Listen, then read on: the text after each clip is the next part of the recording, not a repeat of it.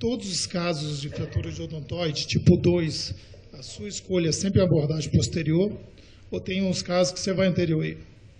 Você defendeu a técnica posterior. Agora, minha pergunta é, se faz anterior e se você faz, em quais casos? Eu quero saber o outro lado.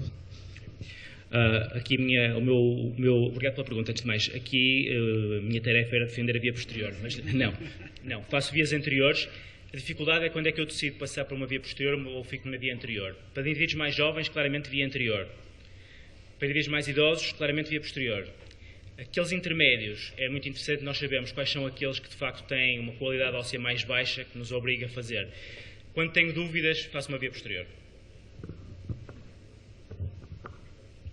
E no paciente idoso, eu queria saber, Roger, você tem algum feeling, alguma coisa que você, um critério que você usa para poder contraindicar a via anterior? Olha, a gente, eu acho que assim, a única grande contraindicação é se você tiver realmente um exame de densitometria óssea mostrando uma osteoporose bastante avançada. A gente tem feito parafuso de via anterior, inclusive em pacientes mais idosos e com bons resultados, ou seja, tivemos uma falha só até agora. E o argumento basicamente é aquele que eu coloquei, ou seja, você abordando a via anterior na fase aguda, esse acho que é um ponto importante, ou seja, a via anterior ela tem que ser tomada a decisão de se tratar o paciente na fase aguda. Ou seja, aquele paciente que você tentou tratar com colar cervical e que 2, 3 meses depois não houve a consolidação, esse paciente você já perdeu a janela de oportunidade de fazer uma via anterior, você vai ter que fazer uma via posterior. Naqueles pacientes que você percebe a pseudoartrose, você consegue ver isso nos exames de imagem, não é uma instabilidade aguda. E aí você poderia complementar com uma via posterior num segundo momento. Mas eu acho que a simples fato de ter uma idade avançada não contraindicaria a via anterior, na minha opinião. Só para dar um comentário então aqui. Eu acho que é verdade, não é totalmente contraindicado, nem está totalmente demonstrado e inclusive as revisões mais recentes mostram isso e há muita gente que continua a fazer para indivíduos mais idosos via anterior simples e em fase aguda, claramente. Nós se calhar também foi um bocado por experiência pessoal, tivemos 2 casos que desmontaram e a partir daí passamos a ser mais pró via posterior. A tendência atual na literatura do que se vê agora também é mais via posterior para indivíduos idosos, mas não é baseado de facto em nenhuma evidência clara que seja preferível fazer isso. Com relação a entrar anterior ou posterior nas fraturas odontoide, naquela fratura que tem atrás na base da fratura, tanto pode ser pela frente ou por trás. Agora, aquela fratura que tem um traço oblíquo, que direciona para frente, essa é uma contraindicação absoluta de botar um parafuso. Então, talvez nessa, se você colocar, vai dar errado, vai ficar bonitinho no pós-operatório imediato, mas você vai perder a redução. Então, a via posterior é a indicação. Os trabalhos que comparam anterior e posterior, a gente tem recente o trabalho do André e o Patel. Pegou a literatura e foi olhar, anterior versus posterior. Então, minutos antes da conclusão, ele fala que as 2 técnicas são boas, a cervical posterior dá 50% de perda da rotação e 20% de perda da flexão-extensão. Sangra mais, dá lesão de risco da vertebral, dá fístula e infecção. 2 linhas depois, ele conclui, a via posterior é melhor, porque dá mais fusão e dá mais disfagia. Quer dizer, você não pode comparar disfagia entrando por trás ou pela frente. Isso não é sentido, não é parâmetro você comparar uma técnica com outra. Então, as 2 técnicas, hoje em dia, está levando muito em consideração a disfagia em idoso, isso é verdade. Então, está se passando mais por trás só por esse fato exclusivo, de disfagia em idoso. Mas é por aí que nós vamos andar. Será que... E as artrodésias que a gente faz anterior? Por que a gente não vai por trás também? É a minha pergunta que eu faço. Eu tenho uma série grande de artrodese e a disfagia acontece, mas a ponto de contraindicar uma cirurgia? Então, não sei, o que é que o senhor acha? Eu estou de acordo com isso. Eu acho que os trabalhos comparativos nesta área, sinceramente, são muito limitados pelo tipo de trabalho original que está subjacente a isto. Nós não temos ensaios comparativos diretos com o mesmo tipo de doentes. E, portanto, o que nós vamos ver é, nos doentes em que se fez vias posteriores, como é que ficou, os doentes em que se fez vias anteriores, como é que ficou. Não há uma comparação direta e, por isso, tem que se ter muito cuidado com o tipo de análise que se faz aqui. Claramente, o caso que diz é evidente, um traço de obliquidade reversa claramente contraindica uma via anterior, mas pode, por exemplo, ser uma boa indicação para fazer uma via posterior sem fusão e vir depois posteriormente retirar e manter a mesma mobilidade. Por isso é uma questão que está aqui em aberto. Bom, Alessio de João Pessoa, a minha questão é, a gente sabe que historicamente o Gore foi o primeiro a colocar a questão do parafuso de pars. e que depois o Harms propôs o pedicular. Primeiro que eu queria saber, que é uma dúvida bem sincera que eu tenho, assim, qual a situação em que se faria um PARS e não um pedicular? Ou se geralmente, quando não dá o pedicular, geralmente você vai para o right. Particularmente, eu nunca passei um PARS, porque eu acho que se for bom para passar um pedicular, eu vou passar o pedicular. Se for ruim para um pedicular, geralmente PARS vai ser ruim e vou passar um laminar. Existe alguma situação peculiar em que tem indicação de parafuso de PARS?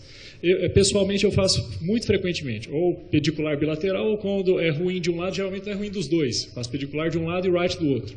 Queria seu comentário sobre isso.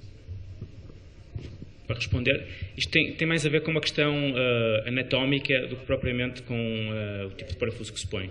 Um parafuso realmente pedicular é um parafuso que atravessa o pedículo e entra dentro do corpo. Para isso é preciso, como se ali, quase 40 graus de angulação. É super inclinado, obriga a abrir muito mais. Por isso, na maior parte das vezes que nós acabamos de colocar, é um parafuso de PARS comprido até à parte anterior.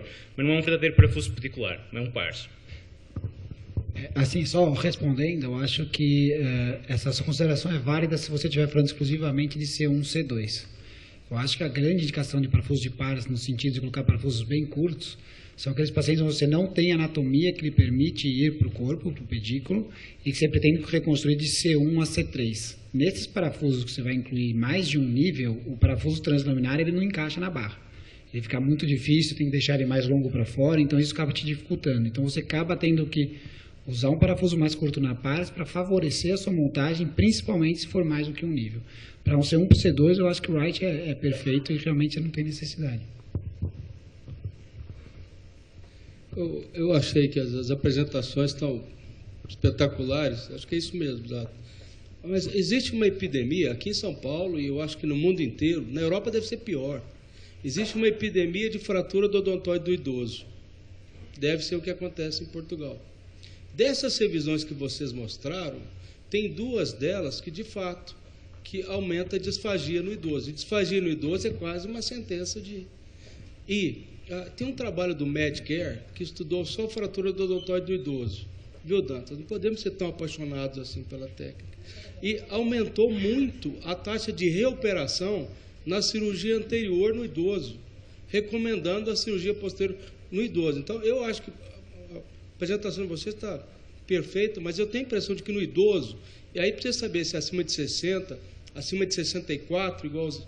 Mas eu acho que acima de 64, existe uma tendência a voltar a operar por trás. Vocês não concordam, não?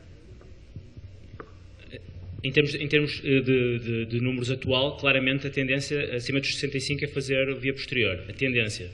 Mas é mais uma tendência que eu não acho que esteja baseada em evidência particularmente forte. Agora, o que acontece por vezes também é isso, é ir por via anterior e dizer, nós temos sempre a possibilidade depois de ir por via posterior. Num doente que já é frágil e tudo mais, eu prefiro ir por via posterior e resolvo de uma vez e está resolvido. Uma coisa que tem que se considerar em idoso é que muitos trabalhos mostram que o idoso ele pode desenvolver o que seria uma estabilização fibrótica do odontoide, ou seja, ele evolui com uma pseudoartrose, não tem sinal de consolidação e fica completamente assintomático. Isso aí é uma coisa que a gente vê em muitos trabalhos, acontece preferencialmente em idoso. Você pega às vezes o idoso já na fase de pseudoartrose fibrótica, ou seja, assintomático, e que você vê que tem como se fosse um osodontoide, ou seja, um odontoide completamente desconectado do corpo do C2, e o paciente fica completamente assintomático, ou seja, isso é uma coisa que a gente tem que também levar em consideração, ou seja, até onde se necessita abordar cirurgicamente um idoso com fratura de odontoide. Eu queria fazer um comentário sobre isso que esqueci-me. Isto é uma pergunta interessante e que eu acho que agora está melhor respondida. Aqui acho que já temos mais informação do que temos se é para ir por via posterior ou anterior, que é, claramente, no idoso, cirurgia. A taxa de complicações de doentes não operados, é verdade que conseguem ter isto, mesmo sem haver união, mas a percentagem de complicações devido às imobilizações e tudo que os estudantes têm é muito superior àquilo que acontece com a cirurgia. Por isso, hoje em dia, claramente, a tendência é para operar todos os dentes. Queria fazer uns comentários. Primeiro, aproveitar a deixa de Alessio. O que define, na minha maneira de ver, a colocação do parafuso em C2 é a artéria vertebral ou as condições anatômicas da PARS. Por exemplo, tem paciente hiperlordótico, você teria que fazer ou uma contraabertura para passar um fio e pegar a PARS. Mas C2 significa olhar vertebral. Na tomografia, ela já diz onde está mais ou menos. Então, às vezes, você para na paz porque não quer ir mais adiante, porque vai chegar na área da vertebral. Eu prefiro a maioria pedículo, porque eu tenho uma segurança e o hábito de fazer isso já há um tempo, e a segurança é maior. Agora, com relação ao idoso, hoje em dia, idoso é uma coisa relativa. Para o odontoide, 40 anos já é idoso, porque a taxa de pseudartrose é maior, e sobretudo na cirurgia tardia. Agora, o eu não sei como classificar, porque idoso hoje na Europa já é 80 anos, no Brasil também já está ficando, você vê que no avião agora entra logo os de 80, né? Corretamente, certo? Perfeito. Entretanto, se você vê doentes com mais de 90 anos, idoso, a cirurgia é melhor do que eu colar nos primeiros 30 dias, mas mata mais. A mortalidade cirúrgica no hiperidoso é alta, é muito alta. O índice de pseudartrose grande, então eu acho, vocês já leram alguns trabalhos sobre isso, você às vezes tem resultados radiológicos perfeitos e o paciente morre. Morre com doença pulmonar, morre com alguma coisa. Então, doente hiperidoso é preciso ter cuidado. Às vezes, eu criticava isso, alguns colegas mais antigos, rapaz, bota um colar, deixa essa doente quieta. E eu já vi isso acontecer. Eu gostava de fazer um comentário. Há um artigo, por acaso não tenho aqui, que mostra pacientes acima dos 85, mortalidade ao fim de um ano, é o contrário, é superior nos tratados conservadoramente. E, portanto, o que vem agora descrito muitas vezes é como nós pensamos na ortopedia, fratura do odontoide é como uma fratura do colo do fémur, é para operar logo. E essa é uma das coisas importantes, é que não dá para esperar uns dias de colar e depois ver o que é que dá, não. É operar logo, assim que possível. E por isso é que também, só um comentário, achei interessante, começam a aparecer agora vários artigos a dizer isto, não é nada de novo, já há muito tempo que se falava sobre isso, que é preciso fundir ou não é preciso fundir. Um indivíduo de 85 anos que não precisa de fusão. Se fizermos uma técnica transarticular, se calhar é o suficiente.